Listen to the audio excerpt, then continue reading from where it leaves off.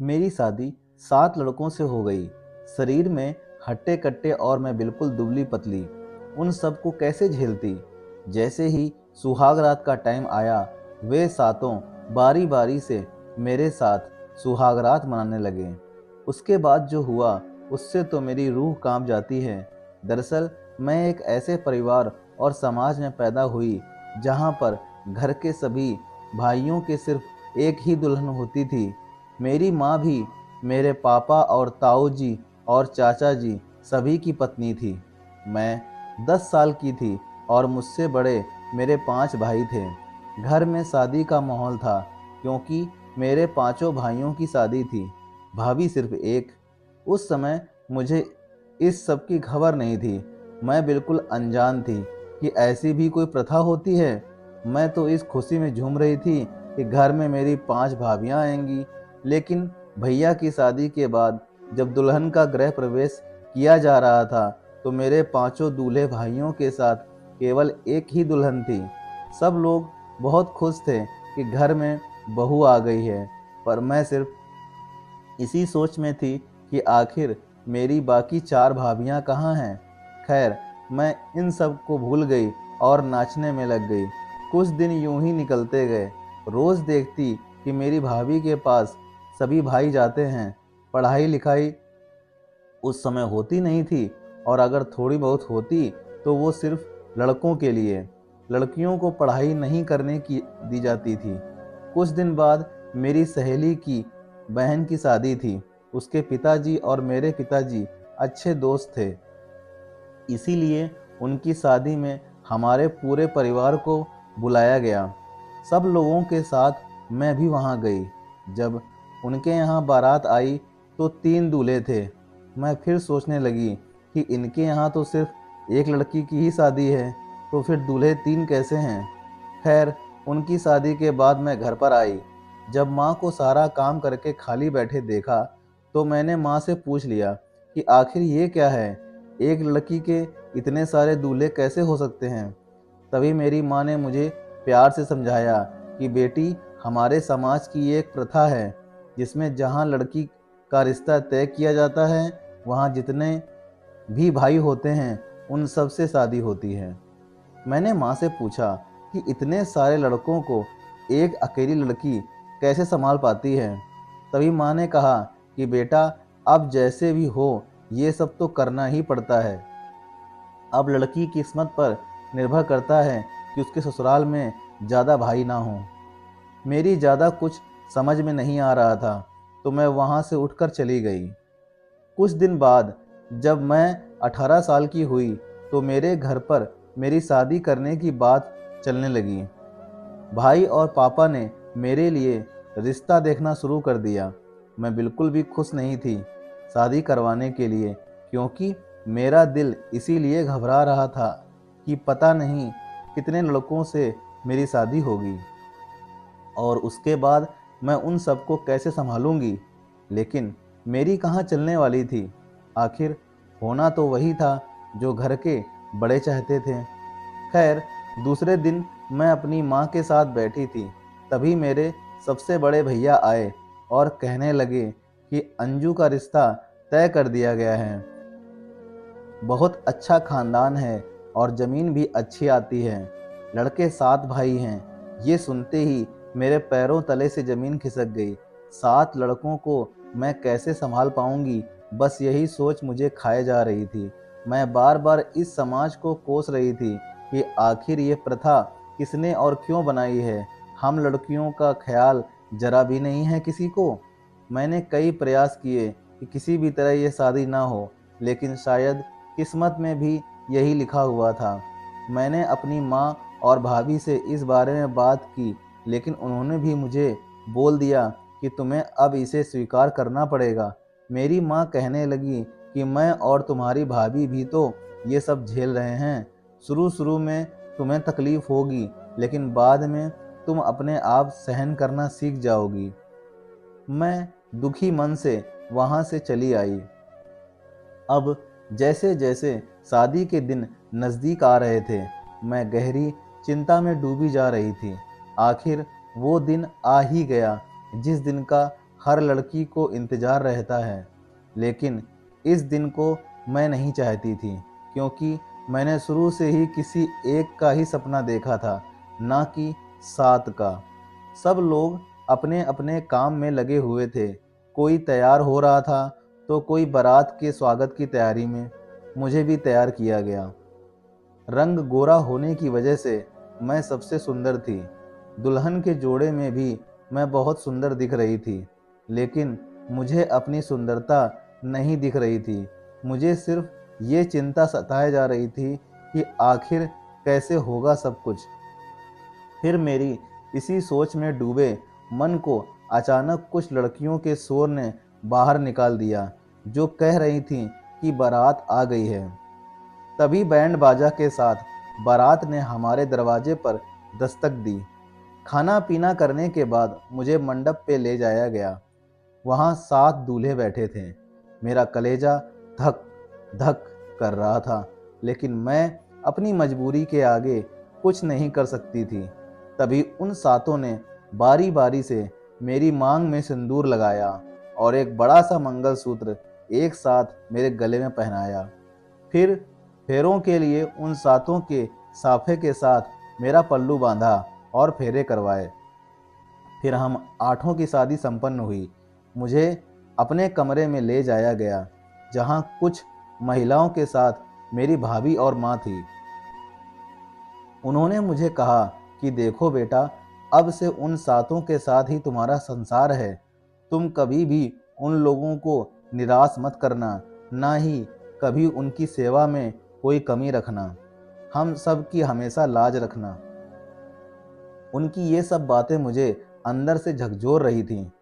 मैं चाह कर भी अपने ससुराल नहीं जाना चाहती थी, लेकिन मैं इस प्रथा की जंजीर में इस कदर जकड़ी हुई थी कि चाह कर भी अपने आप को आज़ाद नहीं करवा सकती थी।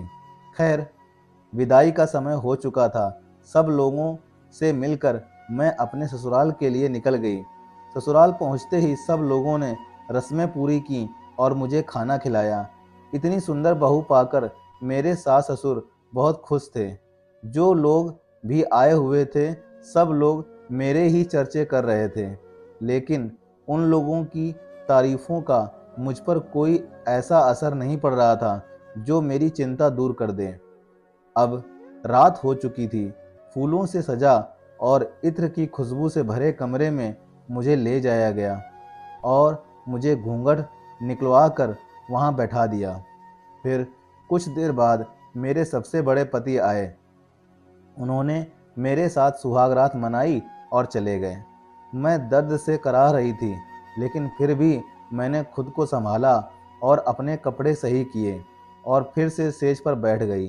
फिर मेरा दूसरा पति कमरे में आया और उसने भी मेरे साथ सुहागरात मनाई। ऐसे करते करते मेरे 7 पतियों ने मेरे साथ सुहागरात मनाई। सुबह फिर उठकर मुझे घर के काम में लगा दिया गया। रात भर का दर्द मुझे काम करने में अड़चन पैदा कर रहा था, लेकिन मैं आखिर कर भी क्या सकती थी। ऐसे रोज रोज होता रहा। रात भर एक मशीन की तरह वो लोग मेरे जिस्म को नोचते और दिन में घर का काम मेरी हालत खराब कर देता। फिर एक दिन मुझे अपने माता पिता से मिलवाने के लिए मेरे पीहर ले जाया गया। वहाँ जाकर मैं सब लोगों से मिलकर बहुत अच्छा महसूस करने लगी, लेकिन मैंने अपनी भाभी को सब कुछ बताया तो उन्होंने मुझे दिलासा दिया और कहा कि मैं तुम्हारे भाइयों से इस बारे में बात करूंगी। तभी मेरा वापस जाने का समय हो गया और मैं अपने ससुराल चली आई। उधर मेरी भाभी ने मेरे भाइयों से बात करके मेरी सास को बोला कि हमारी अंजू बहुत कमज़ोर है। वो एक साथ 7 लोगों के साथ संबंध बनाने में अभी सक्षम नहीं है, तो आप थोड़ा दया करो उस पर। फिर मेरी सास ने मेरे 7 पतियों के दिन बांध दिए कि एक पति एक रात को ही मेरे साथ रह सकता है, और इस तरह हर पति को हफ्ते में एक बार मेरे साथ आने की बारी आती। अब मैं कुछ ठीक होने लगी थी, क्योंकि अब रोजाना सिर्फ एक पति ही मुझसे संबंध बनाता था। लेकिन मेरे सबसे छोटे पति बाकी सबसे अलग थे। वो मुझे समझते थे, मेरे मूड का भी ध्यान रखते थे और मेरी हर तकलीफ को समझते थे। जब कभी मेरी तबीयत ठीक ना होती तो वो मेरा ख्याल रखते थे। मैं भी उनसे ज़्यादा प्यार करती थी क्योंकि सिर्फ वो ही थे जो मुझे अपनी मानते थे। अब धीरे धीरे हम दोनों एक दूसरे के ही सपने देखने लगे थे। मेरे सबसे छोटे पति को अब बिल्कुल पसंद नहीं होता कि उनके बड़े भाई मुझे छुएं, लेकिन उनकी और मेरी एक ना चलती थी। आखिर उनकी भी पत्नी थी मैं। एक दिन मेरे सबसे बड़े पति ने मुझसे कहा कि तुम उमेश यानी कि मेरे सबसे छोटे पति को इतना प्यार क्यों देती हो? आखिर हम भी तो तुम्हारे पति हैं, हमें तो तुम इस तरह से प्यार नहीं करती। मैं उन्हें कुछ नहीं बोल पाई। फिर उन्होंने गुस्से से मुझे पीटना शुरू कर दिया और बहुत दर्द भरा संबंध बनाया। मैं दर्द से कराहती रही, लेकिन उन्होंने मुझ पर बिल्कुल भी दया नहीं की। इस तरह से उनकी तरह मेरे बाकी पतियों को भी मेरा उमेश के साथ प्यार बिल्कुल भी नहीं भाता। वो भी मुझे मार पीट का शिकार बनाने लगते। उमेश को ये सब बिल्कुल भी पसंद नहीं आ रहा था, लेकिन वो बेचारे करते भी क्या। एक दिन मेरे मायके से संदेश आया कि मेरा भतीजा हुआ है, तो मुझे वहाँ बुलाया गया है। मेरे सास ससुर ने मुझसे कहा कि कल तुम अपने मायके चली जाना, तुम्हें उमेश छोड़ आएगा और 2 दिन बाद वापस ले आएगा। मैं खुश हुई क्योंकि कम से कम 2 दिन तो मैं इन हैवानों से छुटकारा पाऊंगी। उस रात उमेश की बारी थी मेरे कमरे में आने की। रात होते ही उमेश मेरे कमरे में आए। मैं उन्हें देखकर कपड़े उतारने लगी। तभी उमेश ने मेरा हाथ पकड़ लिया और मुझे आराम से बैठाया। मुझे कुछ समझ नहीं आ रहा था। तभी उमेश कहने लगे कि देखो अंजू, मुझसे तुम्हारी ये तकलीफ़ देखी नहीं जाती है और ऊपर से तुम्हें कोई और छुए मुझे बिल्कुल बर्दाश्त नहीं होता है। तभी मैंने कहा कि अब हम कर भी क्या सकते हैं, और सच कहूँ तो मैं भी आपके साथ ही रहना चाहती हूँ, क्योंकि मैंने भी हमेशा से सिर्फ एक पति का ही सपना देखा है और इस समाज की प्रथा ने मुझे अपने सपनों से अलग कर दिया। तभी उमेश ने मुझे कहा कि अब हम ऐसे नहीं रहेंगे। कल मैं तुम्हें तुम्हारे मायके छोड़ आऊँगा और वापस आकर घर से पैसे और गहने चुरा लूँगा। फिर 2 दिन बाद जब मैं तुम्हें लेने आऊँगा तो हम लोग वहाँ से कहीं दूर भाग जाएंगे, अपनी अलग दुनिया में, इन सब से दूर। उमेश की इन बातों से मुझे बहुत सुकून मिला। अब मुझे एक उम्मीद जगी कि शायद अब मुझे ऐसे अत्याचार नहीं सहने पड़ेंगे। दूसरे दिन मैं अपने कपड़े डालकर पीहर के लिए उमेश के साथ निकल पड़ी। तभी उमेश के किसी दोस्त का एक्सीडेंट हो गया तो उमेश को वहां जाना पड़ा। तभी उमेश ने मुझे मेरे पीहर जाने वाली बस पर बैठा दिया और खुद अपने दोस्त के पास चले गए। तभी प्लान के मुताबिक हो रहा था। शाम का समय हुआ। मेरे ससुर के पास मेरे पिताजी का कॉल आया तो उन्होंने कहा कि क्या हुआ जी, आपने आज अंजू को भेजा क्यों नहीं? तभी मेरे ससुर ने कहा कि ये क्या बात कर रहे हो, अंजू को तो सुबह ही बस में बैठा दिया गया था।